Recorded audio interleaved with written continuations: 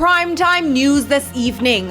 Why scores of teachers are withdrawing their membership from the JTA. Scores of security guards at risk of being unemployed as they refuse to sign new contracts.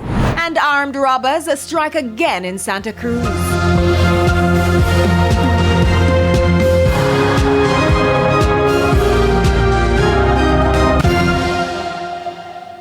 Good evening and welcome to Primetime News. We're live on air and online at onespotmedia.com. I am Javon Keys. And I'm Andrea Chisholm. In the business day today, Supreme Ventures Limited expands to Africa.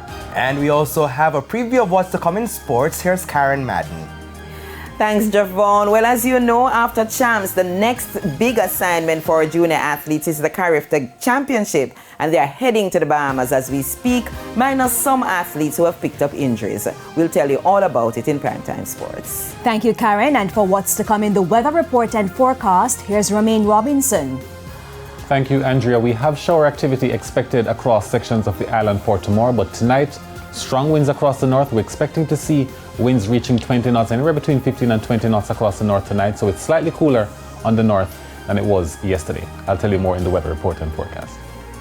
There's also sports commentary and E-Prime in this newscast. But before the break, the feedback question. This evening we're asking, what was your experience trying to use the services of an ABM today? Share comments online, facebook.com/Television Jamaica, and tweet us at TVJ News Center. Please stay with us. The Primetime Package returns right after this break.